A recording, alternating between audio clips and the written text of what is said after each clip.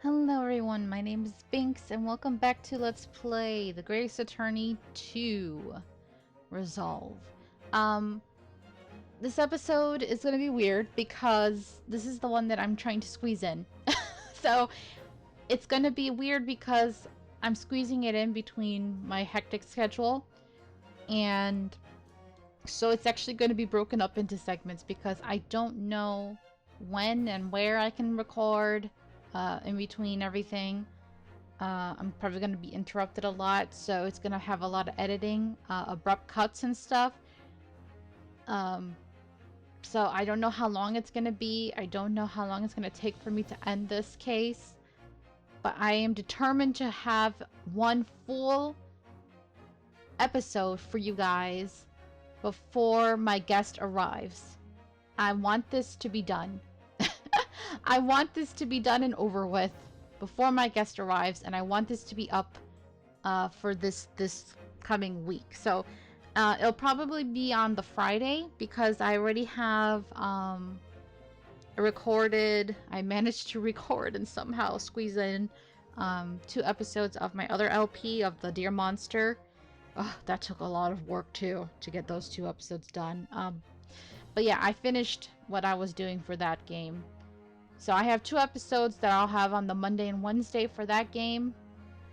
So, but this one, like I said, I have to really squeeze in. I know I said I was not going to do this, but I want this done. I want for you guys and for myself to have that load off my shoulders, to feel like, yeah, I did it. Because I'm invested. So let's do this. Memoirs of the Clouded Kokoro. Trial Part 3. I want this done. So, I really have a lot that I have to get done in the house.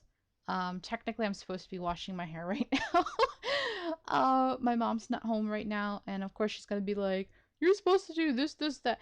That's the problem when I'm an adult, but I still live with my mom. You know how it is, you guys.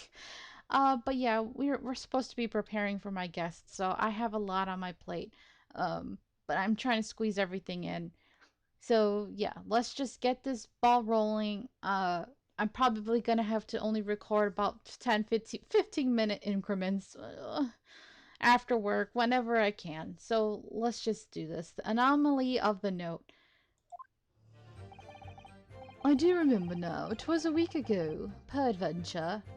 What does that even mean? Whatever. That note was delivered unto me. On the day writ therein, I did tarry a long hour at the Slug and Salad, yet nobody came. Thereafter, on the evening I shared the company of the Japanese fellow, I did see the note had vanished. I don't know what you mean. You think I snuck into this man's room, do you? Why would I? I can point out the villain here. And as for that torn off piece of the envelope, I don't know anything about it. Okay, that was a short one. You now claim to have received this letter, do you, Mr. Shamspeare? Faith, 'tis so, my lord. And I would swear to have set it upon the table in my humble lodgings. Yet 'tis clear to me now that since I returned from the tavern that night, I have not laid eyes upon it. Well, that being the case, young lady, it would appear that your testimony was... A lie? Is that what you think? How unfair of you to think I'm the one lying. I beg your pardon. I'm just a fledgling artist, as I said. And fledgling artists don't lie. That note was delivered to me at my address. Besides, we all know who the liar around here is. Oh, well, he is a fraud, right? If that's true, Miss Green, how do you explain the facts? This part of the envelope was, without question, found in Mr. Shamspeare's room. I don't see why I should explain. Oh, she's fighting. Sorry? I'm a fledgling artist. My job here is just to say what happened, that's all. Dang, girl, you got some bite to ya. It's your job to give the explanations on the proofs. You, the fledgling lawyer. The fledgling will do his best. Evidently, my learned friend's cross-examination is our only hope of learning the truth. Wow, throwing it onto me, I see. Well, counsel. I'm ready, my lord. Very well then. The defense will now proceed with the cross-examination of the witnesses. Figure out who's lying. And do everything else. Miss Green clearly did break into Mr. Shamspeare's room. There can be no question of that. And that's how she acquired the note. Yes, two facts that are starting to lead me to a possible explanation for all of this. And it's not a pretty one.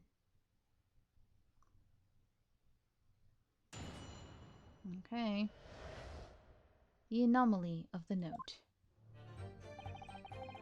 I do remember now. It was a week ago. Okay. I'm gonna have to do some pressing, maybe. What's he saying? Hour, nobody came.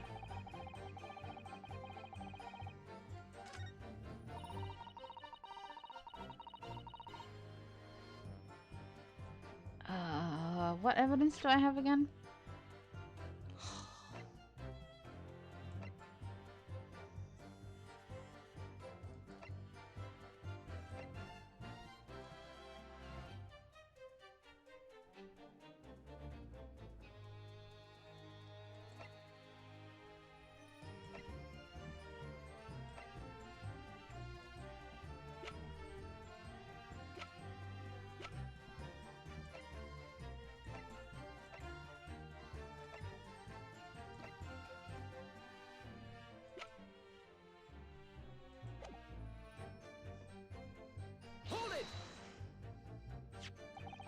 It seems that this note was actually delivered to Mr. Shamspeare about 1 week ago.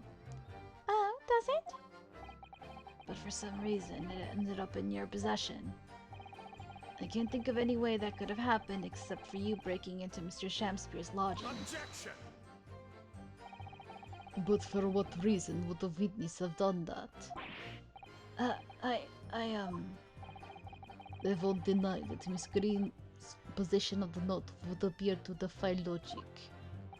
However, until and unless her involvement in this case can be proven in some other way, any further pursuit of this note is meaningless. Miss Green could only have come to be in possession of the note by stealing it from Mr. Shamspeare's room. And yet, there's no obvious reason why she would have done such a thing. Okay, so basically we just need to get to the heart of the matter of what she was up to. Alright, I gotcha. What if there was some other reason she broke into his lodgings, though? Yes, we should pursue that idea, Mr. Nutter. So we're straight up gonna say why she did it then. Gotcha. We're close now. I can feel it. We're so close to a breakthrough. I didn't realize we're just gonna straight up accuse her right now. Gotcha.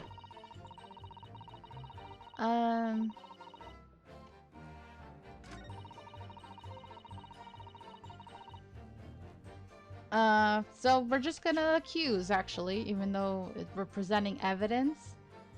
But we have this now, thanks to Sherlock, so we can do this. Right? To poison him. Objection! Yeah. You went in there to literally poison him, ma'am. Yesterday at this hospital, we saw you with this bottle. And of the contents spilt during the course of our meeting, a small quantity remained.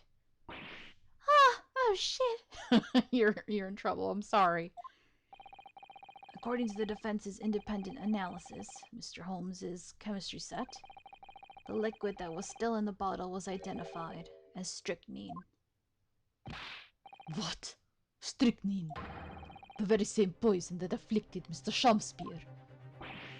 Huh? Miss Green, you broke into this man's lodgings for one reason and one reason alone. And you're gonna believe this, right? You're gonna have it tested too, right? You're not gonna just believe us, are you? You're probably not, right? But his face was like, oh shit. But we're not lying, but still. to cover the end of the pipe that feeds the gas lamp in Mr. Shamspeare's room with poison. Look at look how Shakespeare was looking at her. You witch! You tried to kill me! You deserved it, though, you piece of garbage. Can this be? You broke into my room, too. It may seem incredible to the court, but from the remaining clues, there is only one logical conclusion that we can reach. The person who attempted to take Mr. Shamspeare's life with poison was you, Miss Olive Green. Oh dear, oh dear, oh dearie, me!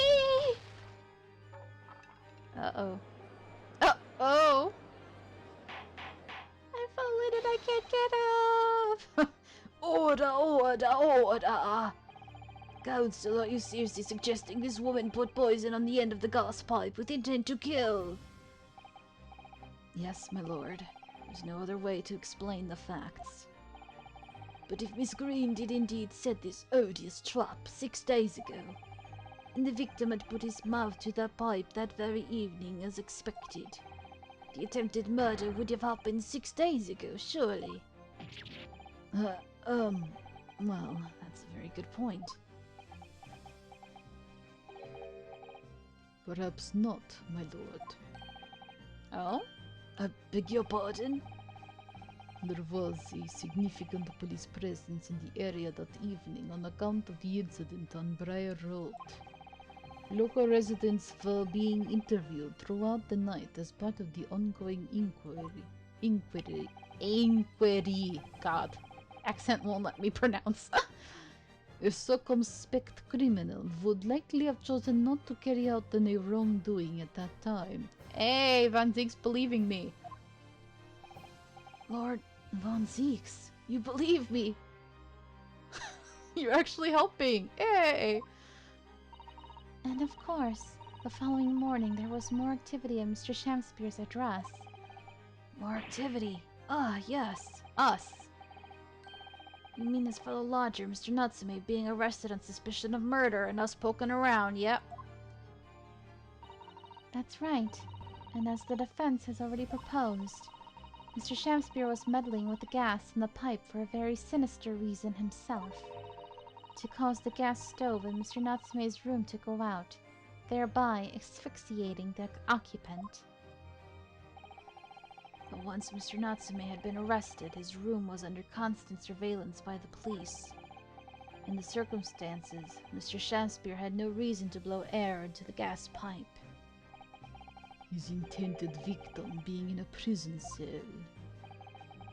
With the need to tamper with the gas removed, the poison on the pipe lay dormant. And then, 3 days ago now, the situation changed again. Right, Mr. Natsume's trial, which took place here at the Old Bailey, came to an end. The trial in which the man stood accused of stabbing Miss Green in the back, but was duly acquitted. That resulted in Mr. Natsume returning to his lodgings for the first time in 2 days. And that very night, his gas stove mysteriously went out and Mr. Shamspeare was mysteriously poisoned. Damn, bro. Damn. In conclusion, the poison that was present on the mouth of the gas pipe had been put there in the victim's room some 4 days earlier like a ticking time bomb waiting to go off. Oh, oh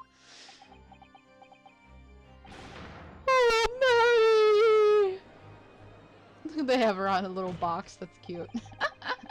Didn't notice that until right now. With that new understanding, it becomes clear that this letter was all part of the plan. What plan?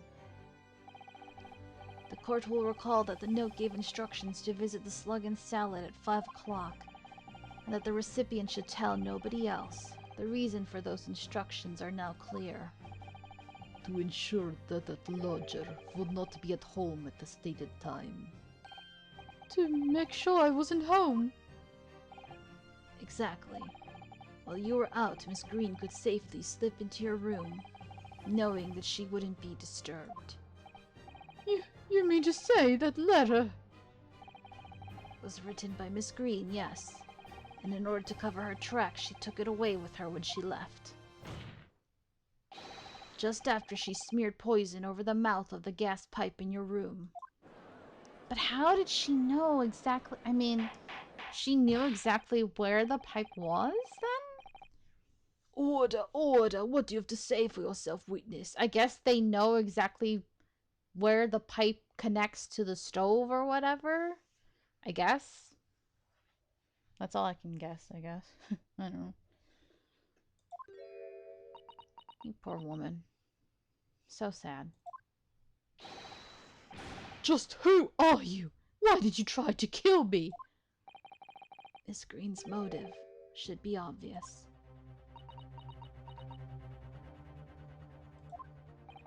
It's all tied up with someone whose name we've heard several times already during the course of this trial. So, that's what's behind all this.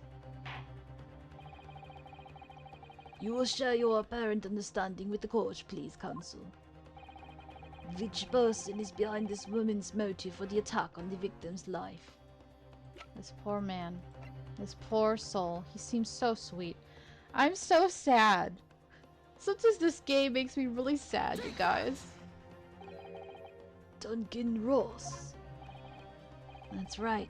Before the defendant, Mr. Natsume, took up residence in the lodgings at Mr. Garrodub's, somebody else was renting the room. Mr. Duncan Ross. I know, I'd heard the name somewhere else. It was all over the papers a month ago when the man died in strange circumstances at the haunted lodgings. That does ring a vague... Ah, of course, yes, I remember now. The young man they claimed was strangled by the convict's curse or some such. Sadly, my lord, it wasn't a curse of any kind, nor was it an accident. The man died as a result of Mr. Shamspeare blowing into the gas pipe and causing gas to leak into the room. It was murder, plain and simple. Ah!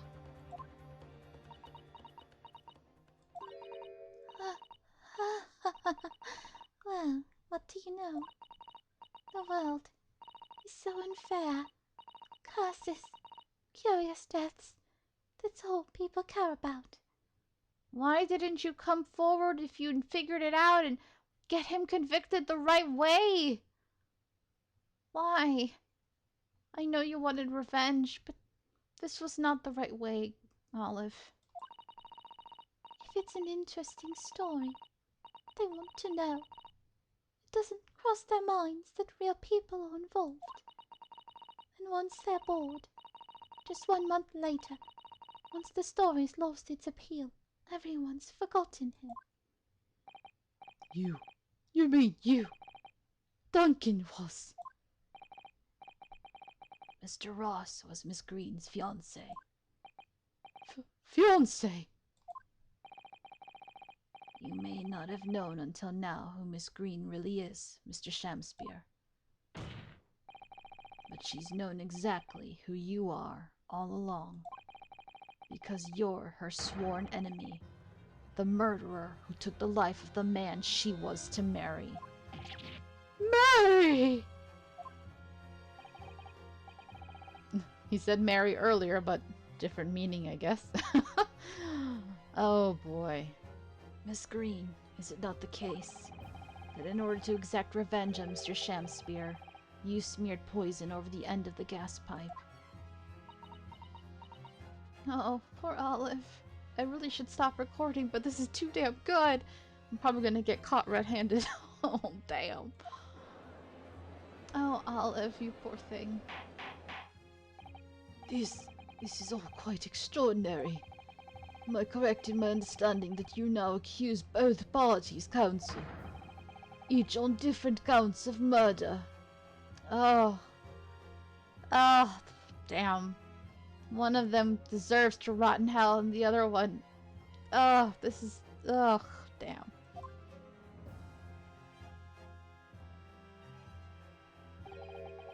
Well, she didn't kill anyone. He's still alive. So, yeah, I mean, hers is attempted murder. His is actual murder, okay? Yes, my lord, that's correct. Objection!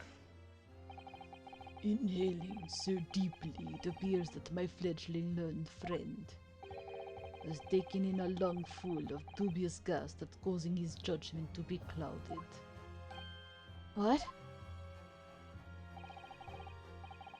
Why would Mr. Shamspeare have wanted to kill these lodgers, as you say? You have completely failed to provide a motive to substantiate your accusation against the man. You know it's true, but I know you're just looking for the bottom proof at this point. Yes, that's right, Mr. Reaper, my liege.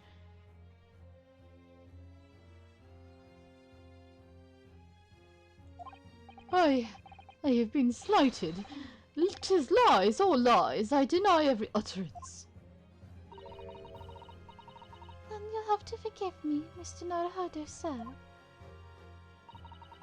But I don't intend to admit to anything either. Miss Green. I'm sure you'll think I'm being very rude, but I'm not going to be sent to the gallows for the likes of this scoundrel. Objection! But you broke into the man's room.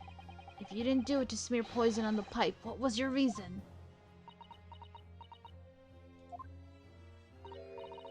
I thought I'd have a look around, that's all. Sorry. You're right, I suspected him. So I thought perhaps I might find some evidence or something in his room. Evidence that it was him who took Duncan's life. Oh vileness, oh villainy, oh tyranny, oh rotundity of woman. Wow! F you. But in any case, whenever I leave my room, I do turn the key in the lock. That whole place is falling apart. The locks on the doors are no different. Duncan showed me once how to unlock the door with some ropes and a piece of wire. Oh awfulness, oh artfulness, oh tyranny, oh profanity of woman. We will consider your trespassing on some future occasion, but for now, tell the court what you found, what evidence your search revealed. Well, I spotted the note that I'd sent him lying on the floor. When I went to pick it up, I noticed something. One of the floorboards was loose, and underneath it I discovered a secret hiding place. Eh? Yes, we also discovered that hiding place. Inside, we found a newspaper cutting, a photograph, and an empty tin box. Ah, yes, well, the thing is, when I found it, the box wasn't empty. What? There was something in it. Yes, What was it? Oh, that key. this rather nice key. Ah! Oh, uh-oh. What are you doing with that? What is that key? What the? Every ounce of color has drained from his face. Give it here! Give it to me now! It's mine! I inherited it! Oh, that's the first time I've seen her smiling and confident. What was that, witness? What did you say? You inherited it. Oh, no, What's all this about? He inherited that key? It was obviously important to you since you'd gone to such lengths to hide it, so I took it. I don't know what it's for, but you took something precious from me, so I took something precious from you. So what if it means you can't open something now? I don't care. give it back this minute! Give it to me! Calm yourself, witness. So, Mr. Shamspeare has tried, in one case succeeded, to take the life of 2 lodgers now. Yes, his motive for doing so is the key to everything that's happened. Huh, key, yeah. It's true that there appears to be no motive to support the accusation against Mr. Shamspear, at first. Considering everything we now know, I think there is actually something that could explain it. What? Ouch. I need to recall every piece of evidence at our disposal, everything we've seen and heard. Because I'm sure that I just caught a glimpse of the link that runs through all of these events. And I have to end this recording session right now. Dang nabbit. But the episode's not done here, like I told you. I will record in intervals, I promise. I could have ended it here, but I won't. I'll be back, guys. I will be back. Alright, guys, I'm back. It's late. And I'm squeezing in another 15 to 20 minutes, alright? So, don't know exactly where I left off, but I think, we're getting ever closer. And clearly, he's looking at her like, oh, you! Because I'm sure that I just caught a glimpse of the link that runs through all of these events. Alright. Oh gosh. Just had a really long day of work. I don't know if I can do this, but I'm gonna try. In that case, counsel, I must demand that you present evidence to the court in support of your claim. What is it that you say can explain the motivation for Mr. Shamspear's alleged crimes? Money? Uh-oh. I've been doing so well and not getting a lot of stuff wrong, but I might screw up now. Money?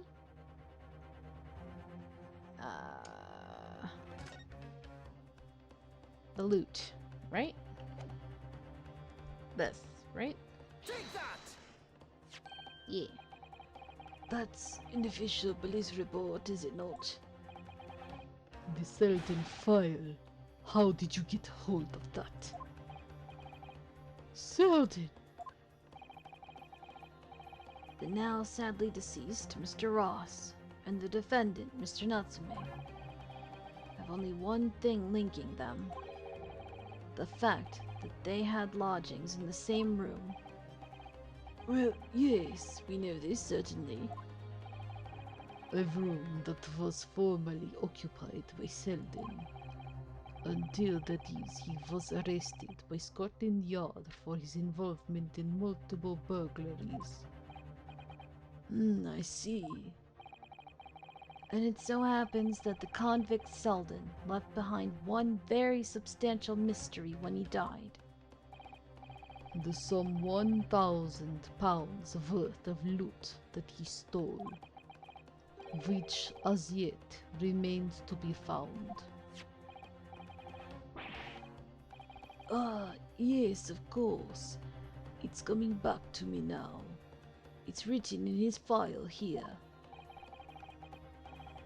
1,000 pounds lost en route to hell. That was how the papers summed it up. And it seems that one particular fellow inmate was with the convict in his final moments. It's not hard to imagine Selden entrusting that inmate with his most closely guarded secret. So that inmate... Would that inmate have happened to have been you, sir? And that fever, are we sure it was natural causes he died from? If he was smart enough to figure out how to kill someone with gas, what if he found a way to kill Selden with fever? Like, I don't know, man. I'm just sus. I'm still sus about that. The location of the stolen loot, and perhaps a key to unlock whatever container the valuables were in.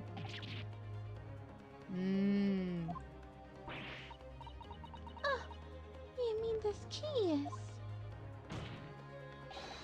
Mr. Shamspear, it was you, wasn't it? You were at the capital offender's side when he died, were you not? What are you talking about? 'Tis a false charge, I tell you. A false charge. The name of the inmate who was with Selden at his death is noted in this file. But a simple telegram to the prison where he died would quickly tell us how false the charge really is. Ah, But even if it's true, why would the man be so intent on killing every subsequent occupant of the convict's lodgings?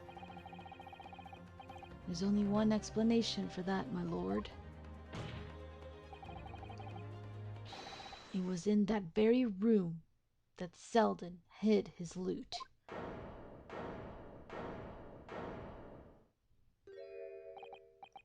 so it all comes out. Yes, and having established that, all of Mr. Shamspeare's subsequent actions start to make perfect sense. When he was let out of prison following Selden's death, his reaction tells me he already had put two and two together a little while ago.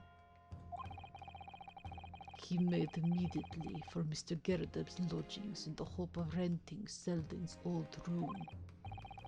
However, the retired army man was unable to offer him the accommodation of his choice. Because Selden's old room had already been let to someone else. Mr. Duncan Ross. Which is why Mr. Shamspeare subsequently devised his gas-based plot to kill the occupant of the room. And when he was successful, he presumably intended to inquire about switching into the newly vacant room. However, a certain jittery someone had beaten him to it. Mr. Saseki Natsume, the defendant of this case, no less. So you decided to use the ploy with the gas again, didn't you, Mr. Shamspeare? This time to oust Mr. Natsume. All for one simple and avaricious reason. To get your hands on the 1,000 pounds of loot left behind by the dead convict. Oh, you. Oh.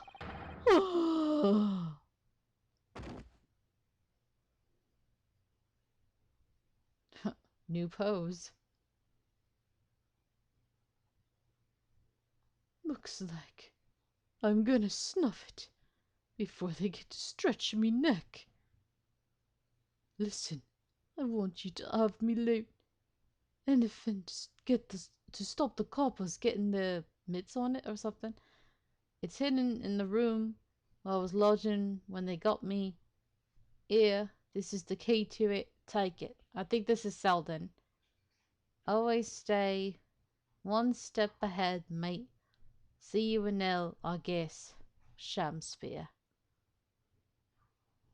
Yep.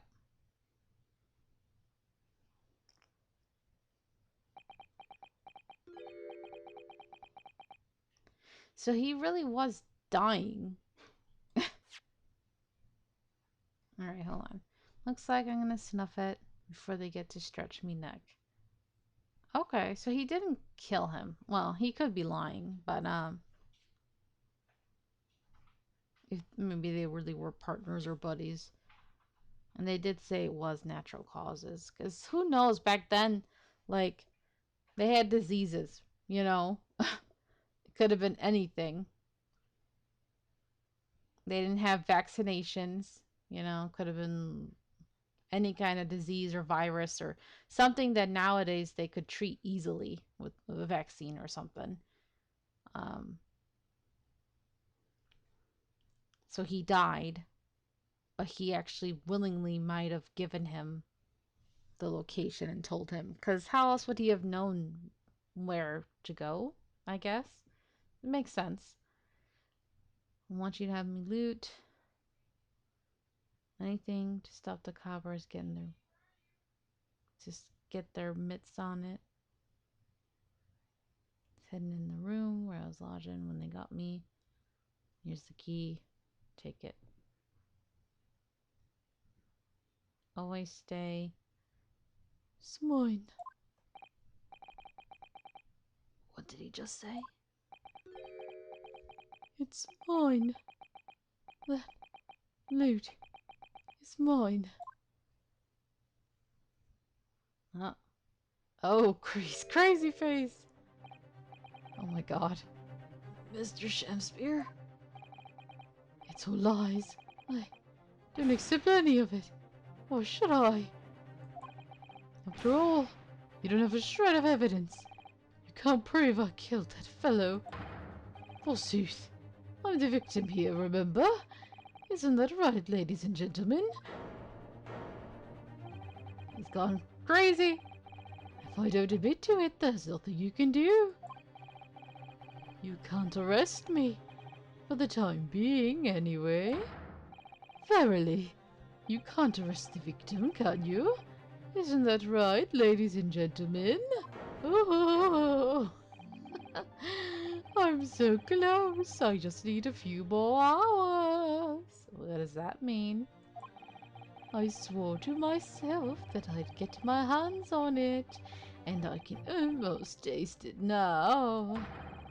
Do you really think I'd just give up?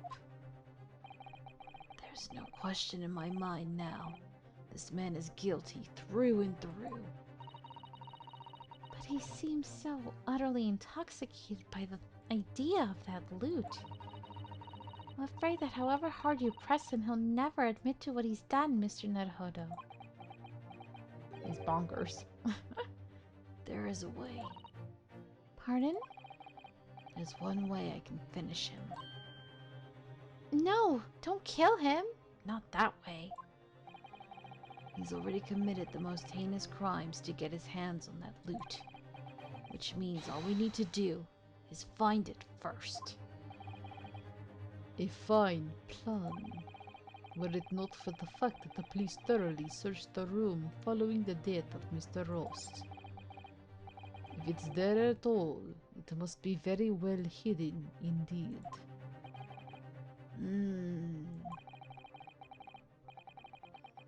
Without conclusive evidence, I certainly cannot rule.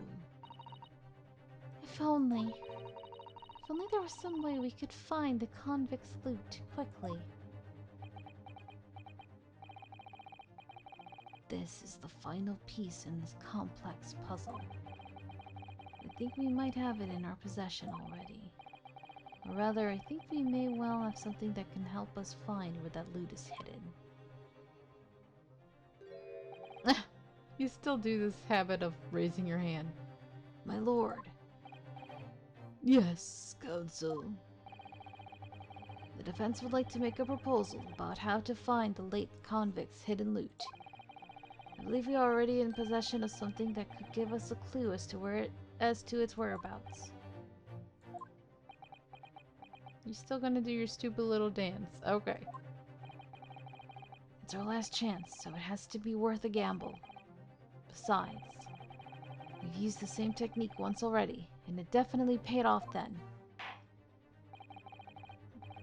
Very well then, Counsel. Let us look forward to hear your idea. What do you propose we can use in order to locate the hiding place of the deceased convict's hole? I don't know. What can we use? I was gonna say her key? I thought he was talking about her key.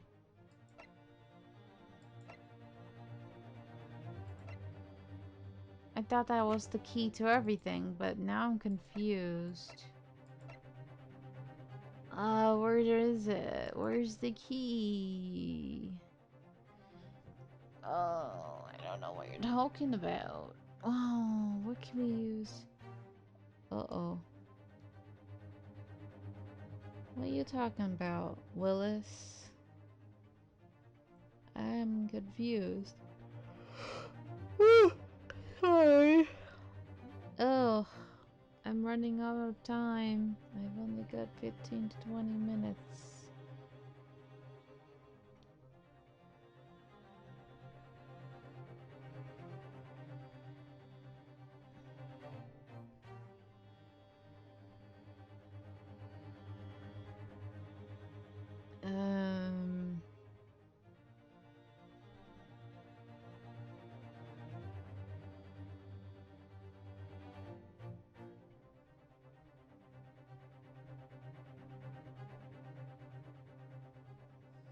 I'm lost.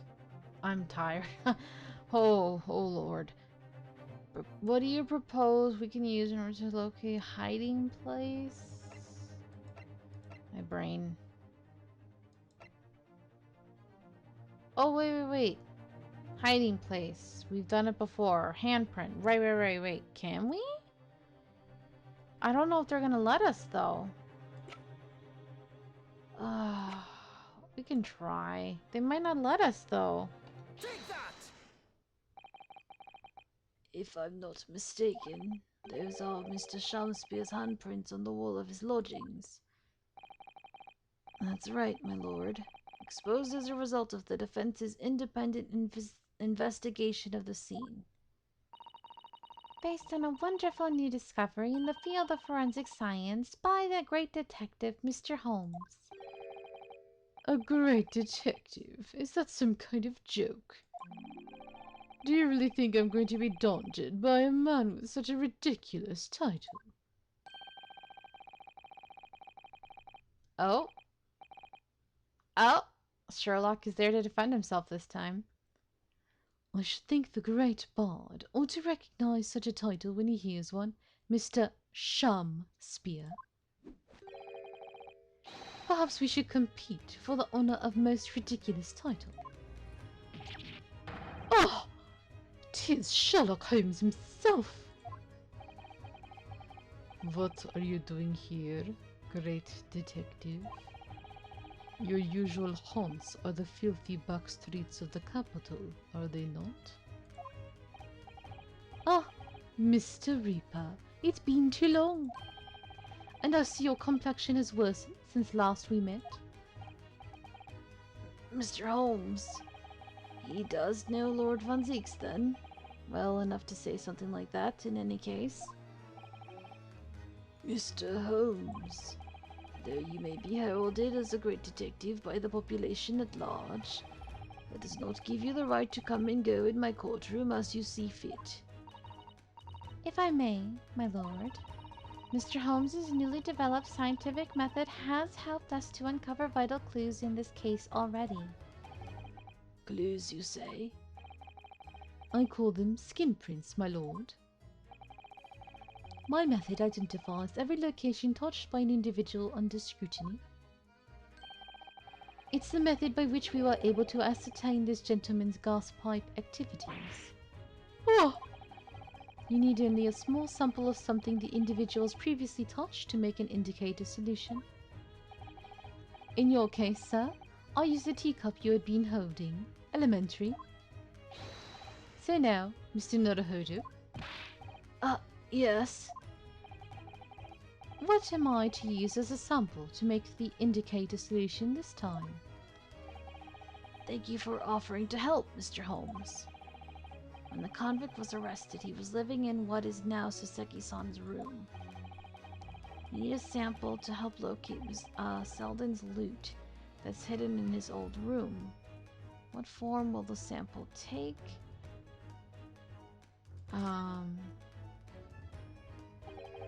We will need a particular piece of evidence in order to create the indicator solution. Indeed, and you have the piece of evidence in question. Yes, I believe so. Upon my word, Mr. Naruhodo, your powers of reasoning appear to be on the up. So, which particular item is the one in question? What piece of evidence do you propose to be used to help find Miss Selden's loot?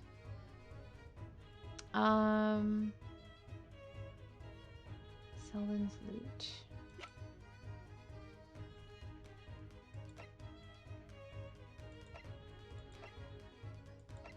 Selden's loot. Can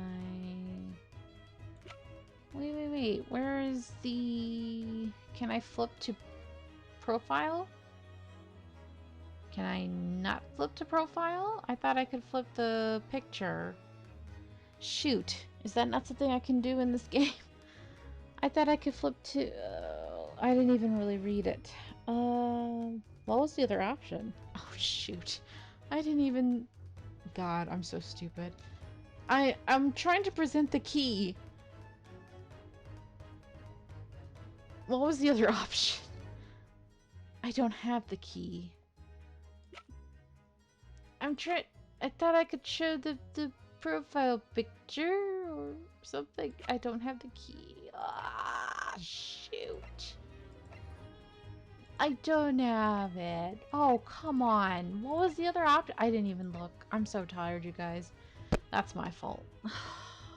Whatever the other option was probably the correct one, right? My bad. Shoot. Is there nothing? Was there something else? No, it's the key. Something on Selden. Is there no... No. Dagnabbit. Here you go. Take my armband. Shoot. I'm mad. We used to be able to do profile pictures of people. I'm dumb. I'm sorry. I'm so out of it. Take that! Yeah. Have a look at this. I'm so stupid. Have a look at this. As far as I'm able to ascertain, you have very little confidence in your choice. What? Why? Why would you think that? Binks didn't happen to think that she could present profile pictures. Yeah. Stupid.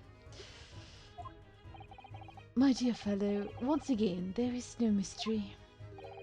Did you really believe that the minute deflection of your left eye would escape my attention?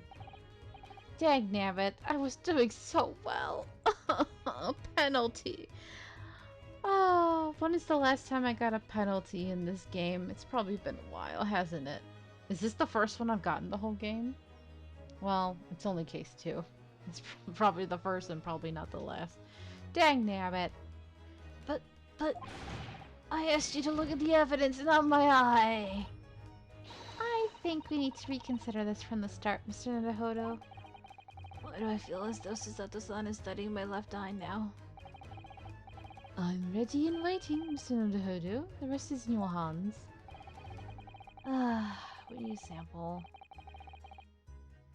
A person? Really? What form will the sample take? That's why that's why I selected evidence, because it seems stupid. But yeah, I was talking about the key, so of course I'm not gonna select person. Like, my brain automatically dismissed it. That's why.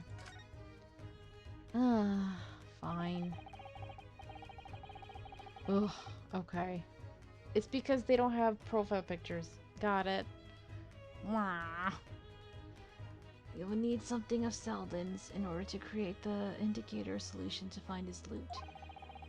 And something the convict owned happens to be in the possession of somebody listed in the court record.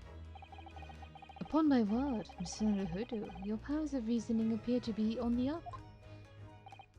So, okay, which particular person do you have in mind? From whom can we obtain a possession of the late convict Selden to create the indicator solution? Dagnabbit.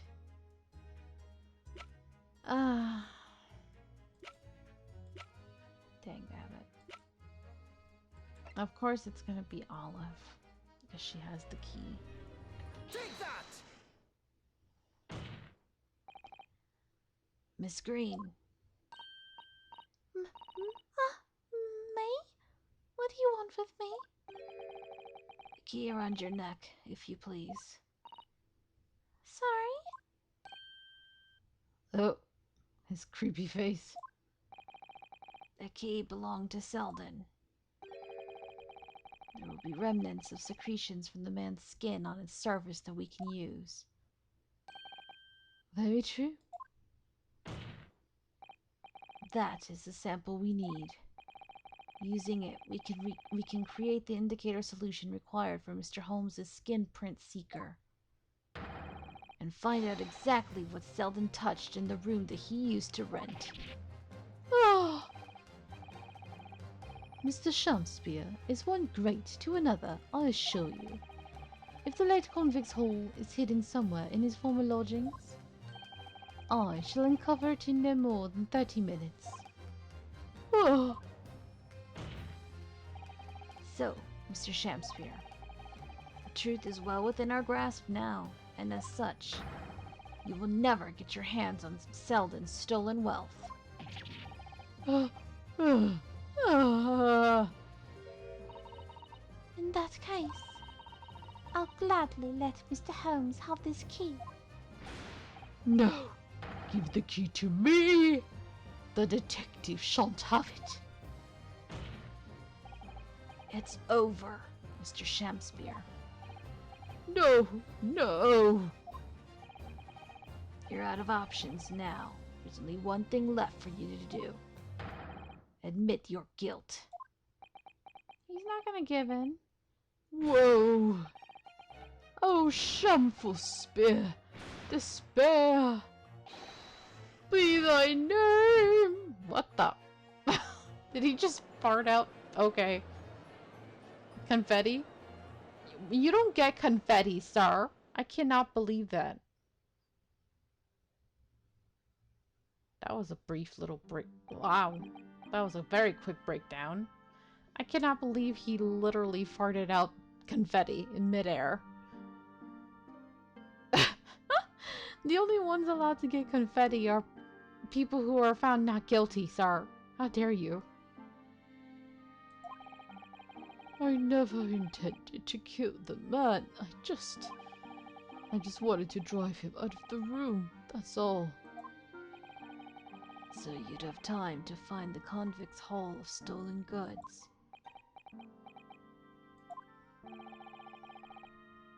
Yet after you killed the young man, you still didn't move into the room. I asked the landlord, of course. I pleaded with him, but he refused. Why? I was 3 months behind with the rent, for one thing. Mr. Garrett really has had a lot to put up with. And he had the gas repair work done immediately afterwards, putting the room out of action for a while. And then, this Japanese man swooped in at just the right moment to sign the new lease.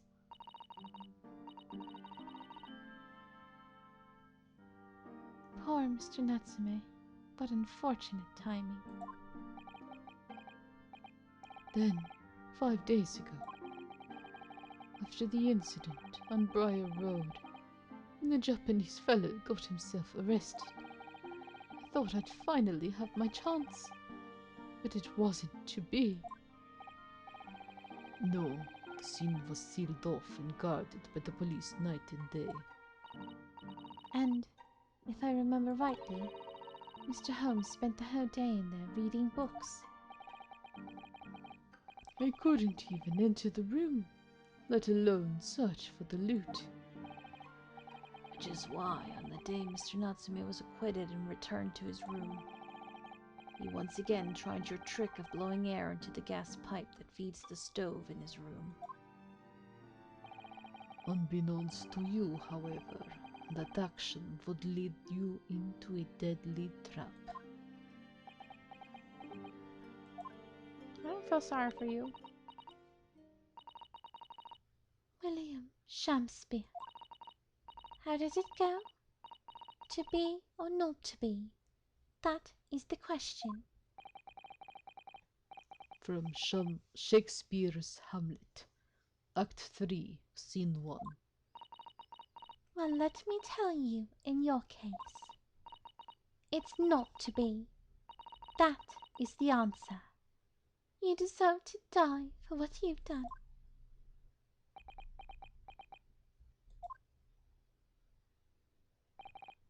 Ah.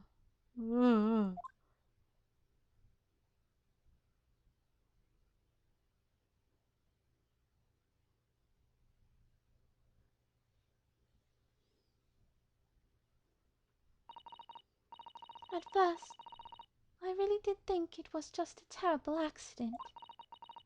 I'll never forget our conversation the night before Duncan died.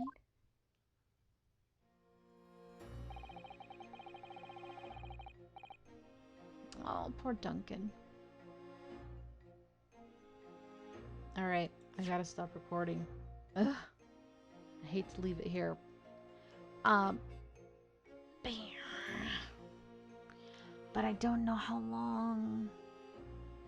I'm probably almost at an hour now for you guys.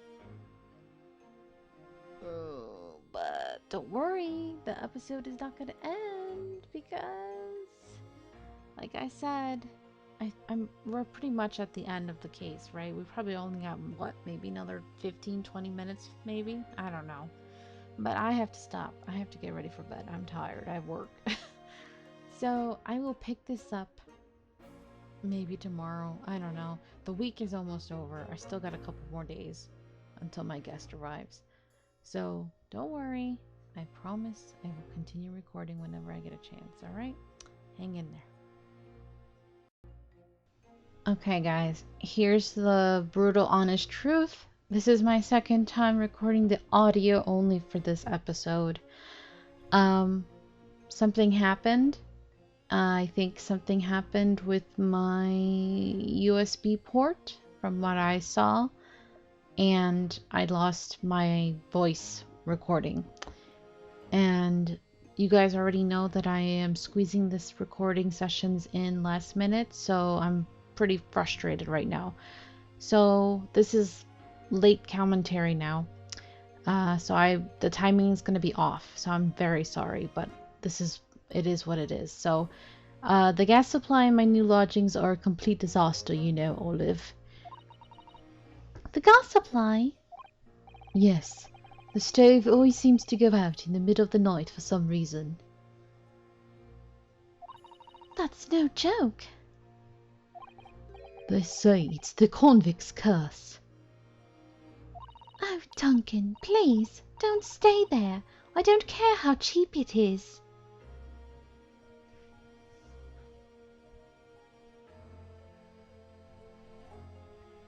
Poor Duncan. Alright then, if it's that important to you, I'll start looking for a new place. There are spare rooms at my house. Why don't you leave that horrible room tonight? And I wish he had. No, I'd better not. We said we'd wait until we graduated before we told our parents, remember? Oh, Duncan, if only you had listened to her, then you'd still be alive. But that was the last time we ever spoke. That very night, he fell victim to the gas.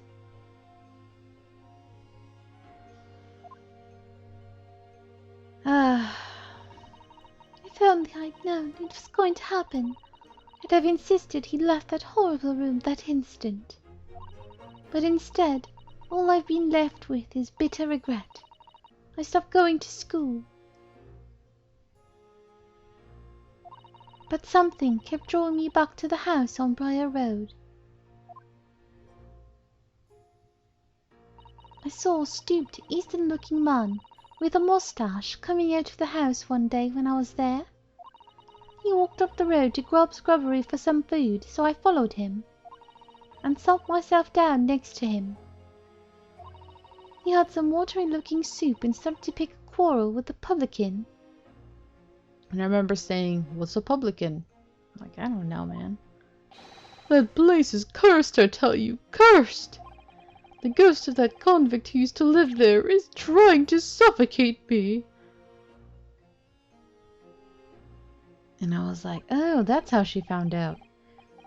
I wake up in the middle of the night, freezing to death, but because the stove has gone out. The room is full of gas and I can hardly breathe.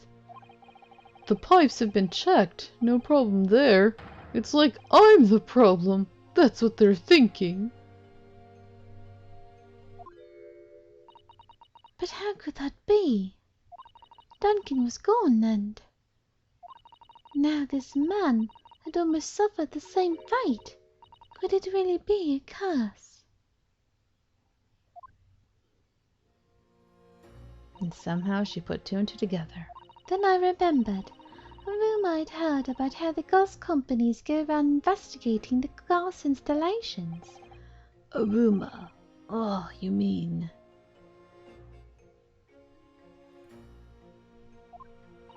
Yes, everybody's heard the stories, it seems, about how they go around checking the pipes. How anything connected to the gas can be extinguished by blowing air into the pipework.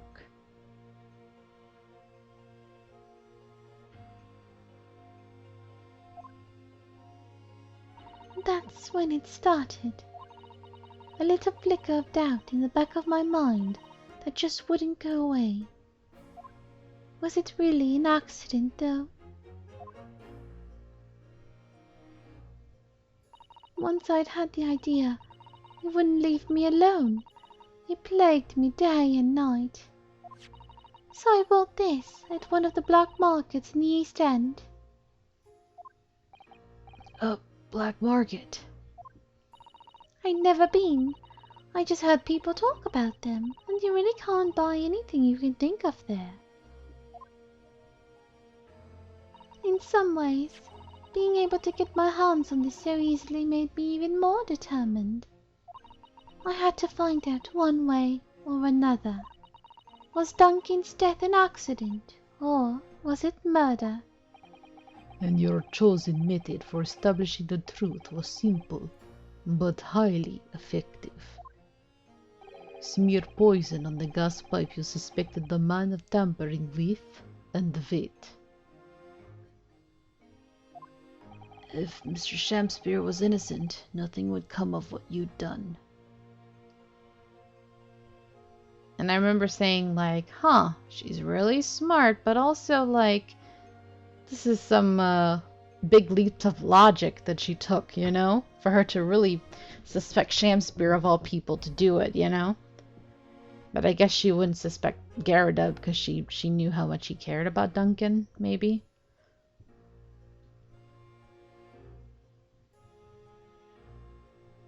Who knows what other stuff past me said. This is so frustrating. I'm so sorry, you guys. I hate technical issues like this because you're not getting my authentic, in-the-moment reactions. It sucks. But if he was guilty, he would pay for his crimes dearly. I had some really great commentary, man. Dang it.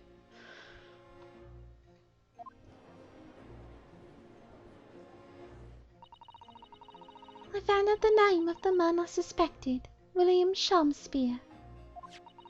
And then I wrote him this little note. I have information regarding the death of Duncan Ross. Come to the Slug and Salad on Briar Road at 5 p.m. on 17th.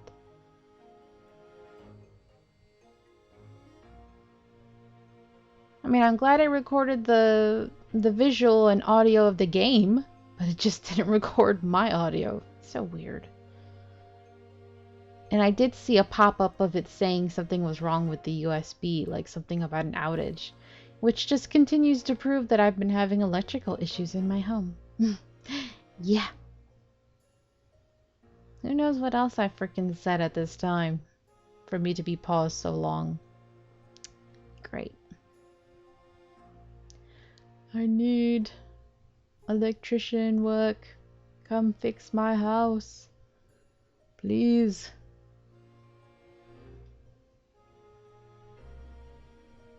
My house is cursed. Convict cursed. Come on now. Move on past me. What the hell was I talking about? I don't know, man. Was I talking about Duncan? I don't remember. I literally recorded this earlier today. Don't tell anybody else about this letter or the meeting. It is a matter of utmost importance. Ugh. Come on. I was just about to edit this and throw it up ready for viewing for tomorrow, and now this. If he'd done it, I knew that would worry him enough. Okay, ran out of time. So I waited to see if it worked. And of course, Mr. Shakespeare followed the instructions to the letter.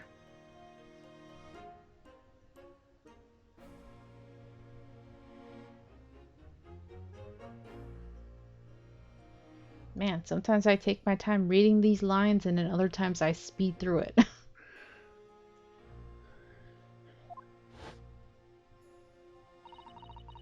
worked out where the gas pipe was straight away.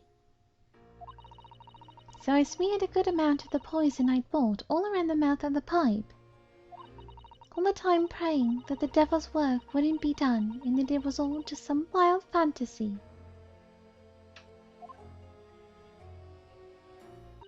Actually, no.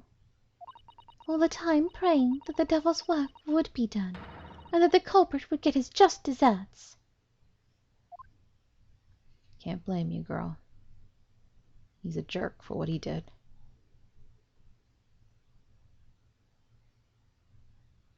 Oh.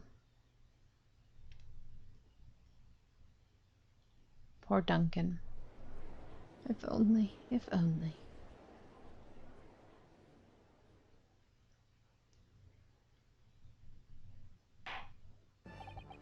"3 days ago, when you were first stood in the dock before me, this whole affair seemed relatively straightforward. It always does to you, doesn't it, Judge? Yes, my lord. I certainly never imagined the depths of depravity that we should subsequently find lurking behind the scenes. It has been a long road, my Nipponese friend. It sure has, sir. Took us a long time to get here. It's been 3 months since I started this LP. Oh, yes. And one I certainly didn't envisage fucking with you. Nevertheless, together we have reached the light at the end of the tunnel, as it were. Miss Green, Yes, my lord. you will henceforth be stripped of your freedom, as punishment for the attempted murder of Mr. William Shamspeare. Yes, I know. And you, Mr. Shamspeare, you will be tried for the murder of Mr. Duncan Ross in cold blood, and the subsequent attempted murder of Mr. Soseki Natsume here present.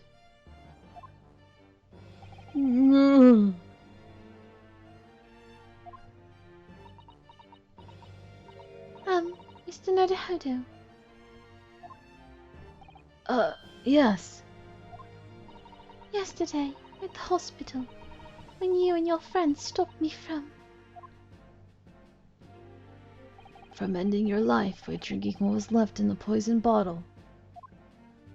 I wasn't myself. I can't even really remember what was going through my mind. To be or not to be, I suppose. That's a question that's so hard to answer, it seems.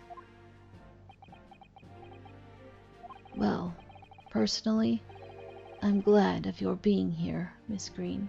Oh. Thank you for saying that, Ryunosuke. You're a sweetheart. Oh, And I'd like to believe that it's a blessing Mr. Shamspeare didn't die when he ingested the poison, even though he is a piece of garbage. For your sake, at the very least. Oh, look at that. Beautiful. because of you, I chose life, not death. And now you've made the truth come out at last, and justice has been served. Oh. Really, I can't thank you enough. No wonder Duncan loved her. And I hope he's resting at peace now, you know? Ah, she's so cute. It makes me so sad. I know they're not real people, but it gets me really emotional. Oh, Miss Green. Mr. Sasaki Natsume, Yes, my lord. the court declares that you are exonerated from all blame in this matter.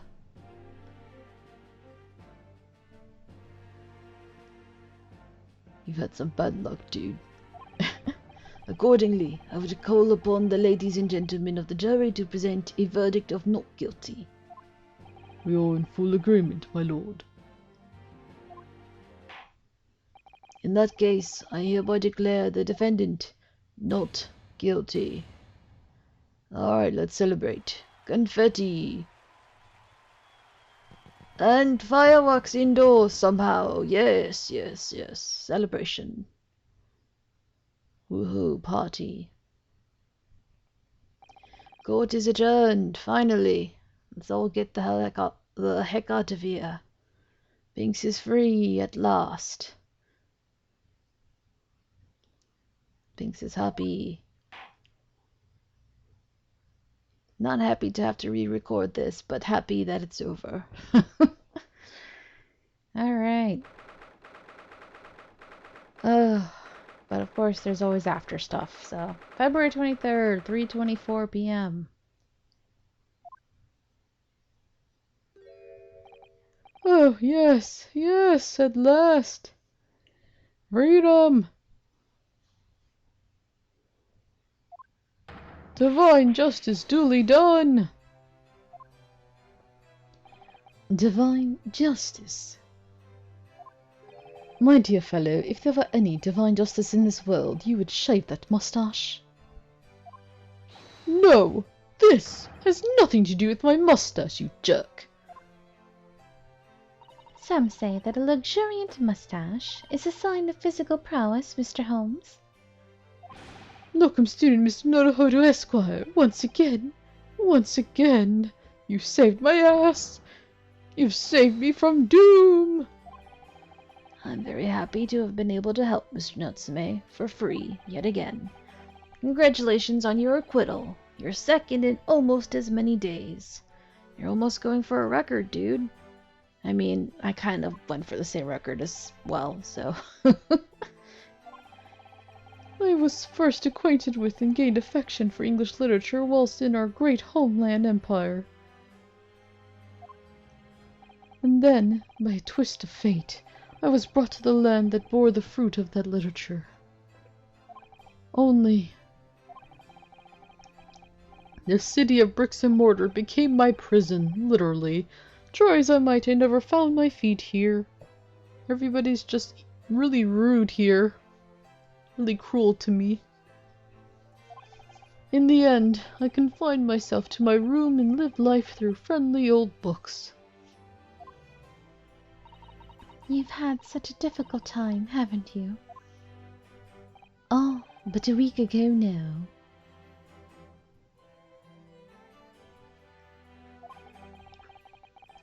I dragged you out of that dark and dingy room of yours, didn't I? You did, and I've seen more of life in this week than in all my years to date. And for the first time, I feel I've begun to see the true face of the English that so far have been hiding from me behind the wall of fog. My dear fellow, there is nothing special about the true face of the English, as you put it. Wheresoever one goes in the world, humans are human. There are few genuine differences. We're all the same deep down. Trash. Oh, there are some good people, I suppose.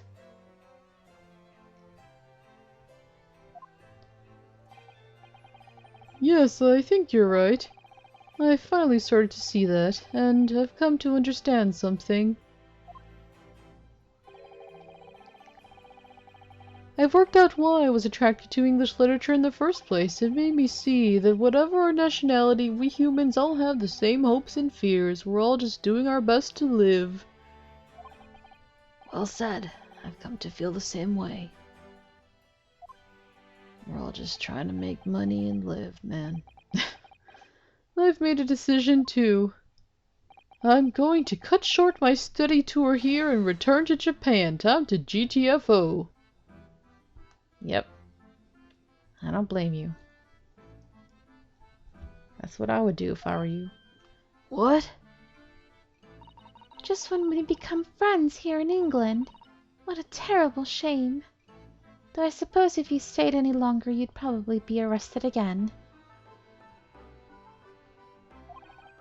Oh, I know, that does tug at my heartstrings. It really does. But I've decided I'd like to take everything I've learned here in Britain and write something of my own.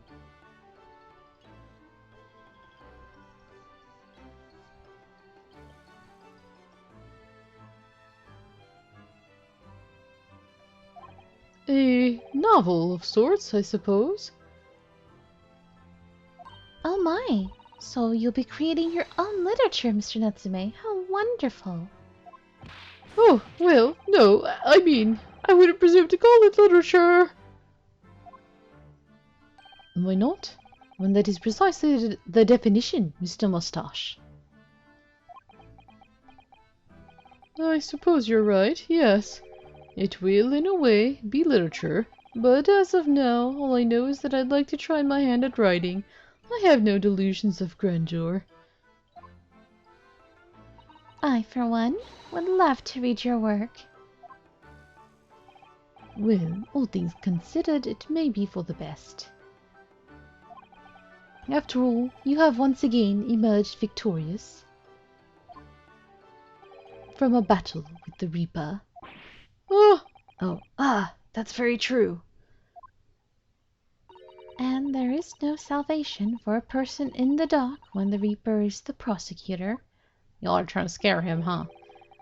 The desire to return post-haste to the perceived safety of your homeland is one I quite understand. My goodness, yes. Faced with such a terrifying prospect. Nobody would consider that cowardly, I'm quite sure. Y'all leave him alone, okay? But that's not why I'm leaving. I mean it. Sure. Objection! It's fine, dude. Don't worry about it. And that was the case we found ourselves embroiled in 6 months ago now. Saseki-san did indeed return to Japan and submitted a report about both cases to the government. It was on reading that report that Professor Mikotoba was prompted to visit the scholar. And barely any time later, Susato-san was given the news that she must return to Japan as well. Mm-hmm. The fake news. The lie. Professor Mikotoba. On the back of a telegram stating falsely that her father had fallen gravely ill. I can't wait until we find out more about that. That's the most suspicious thing, man. Him and Sherlock acted real sus. The only possible explanation I could think of is what happened after the trial on the following day. The day that we uncovered the loot hidden by the now deceased convict in his former lodgings. Here we go, finally. Getting some answers. About Selden. February 24th, 10:13 a.m. Mr. Natsume's room. Had to find the loot buried in all the books. Oh, well done, Mr. Holmes. How simply marvelous of you. To uncover the secret hiding place in just one day. Wasn't it supposed to take 30 minutes? As I believe I told you, my dear fellows, skin prints are extremely useful in such situations. Wouldn't you agree, Gregson? It's like, leave me alone. Rexy's been happily munching in agreement this whole time, you know, Shirley. Hey, Iris. Happily, I think humorlessly might be closer to the truth. So, it transpires the man fashioned a hiding place in the ceiling. Ah, ceiling rather than the floor. Got it. And what's in it? What exactly is the loot that's worth thousands of whatever? Let us look then, if you're ready. Let's examine the late burglar's hall. What is that?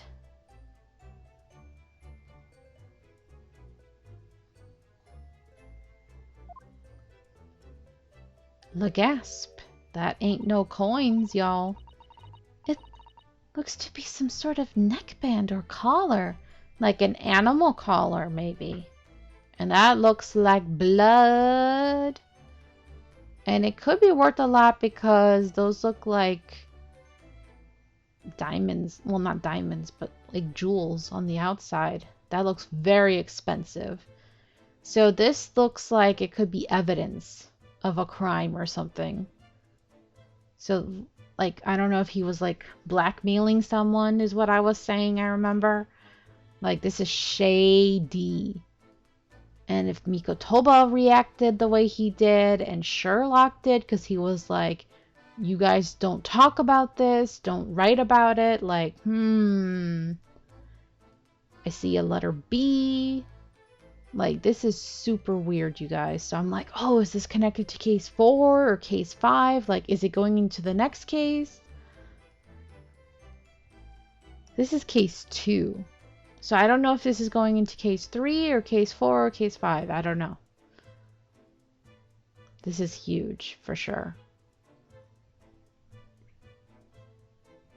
Very interesting. But for him to hide it away and consider it loot? I mean, it definitely is expensive looking.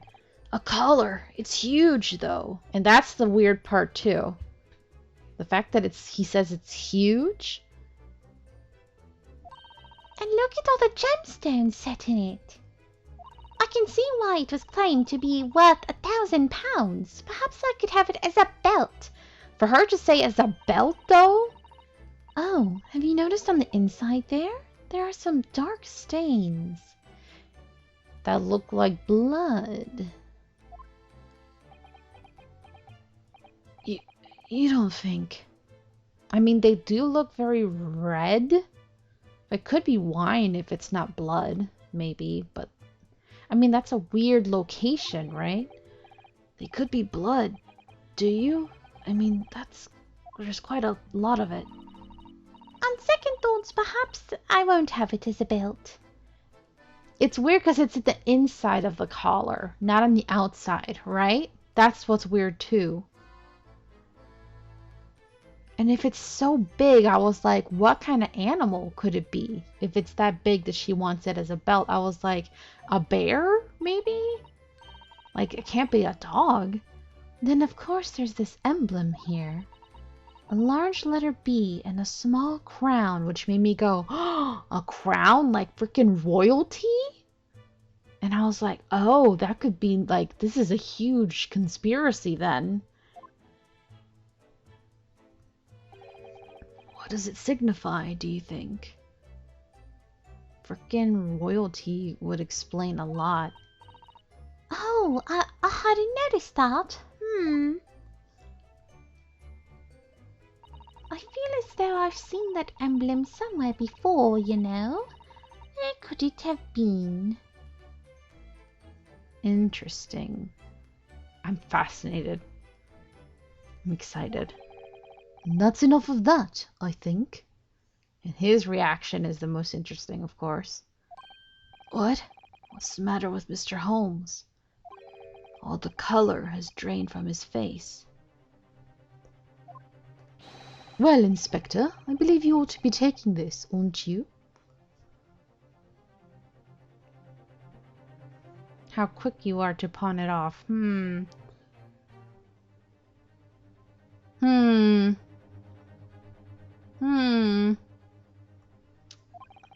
It could be valuable evidence, after all. It must be kept safely under lock and key.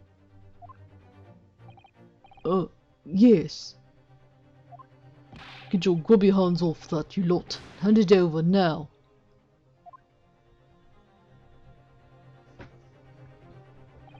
I'd never seen a collar that large before. And all those jewels certainly look to be extremely valuable. Well, that's not what stood out the most to me, at least not once I'd noticed it. Those dark marks on the inside of the collar, those stains, could they really have been blood? So if not blood, then what? Is it wine? It can't be ink, right? Because it's too red to be ink? Well, that was a funny case, wasn't it? But it's all buttoned up now.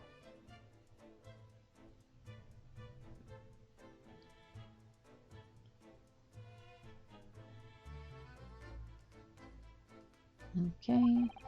And you look very pleased, Iris. I am, because I was starting to wonder what I could use as the basis for this month's story in the magazine. But this case will be perfect. It's been so fascinating. You're talking about the latest installment of the Adventures of Sherlock Holmes, I presume? The mystery of the knife in the mist and the mustached man in the convict's curse, perhaps? I could make it a two-part story. Oh, I can't wait. A word, please, Iris. Yes, what is it, Shirley?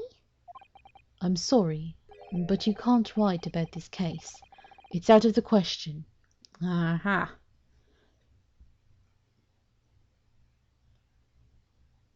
No explanation? Just a big no? What? Why not? It's a great case. Then I shall have to insist that you limit yourself to the first of your two titles. The second must never be written. Is that clear?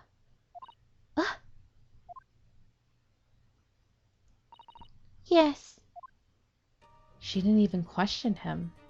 He's probably never done that to her And so before. it was that the second of Soseki-san's cases became buried in obscurity. Now, looking back, I feel I understand. I can see why Mr. Sholmes forbade Iris from publishing the story. It would take a little longer before I saw the link between everything that had happened and would happen. For it wasn't until 2 months after the arrival of Susato-san's letter that events began to unfurl again, with an incident that took place at the very heart of the eagerly awaited Great Exhibition of London.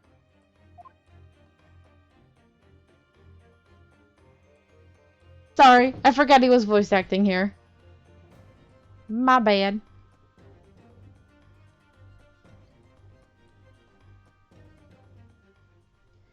And alright. If he's voice acting, then I shouldn't be talking over him. Duh. Alright, well that's it. Thank you guys so much for watching. We're finally done.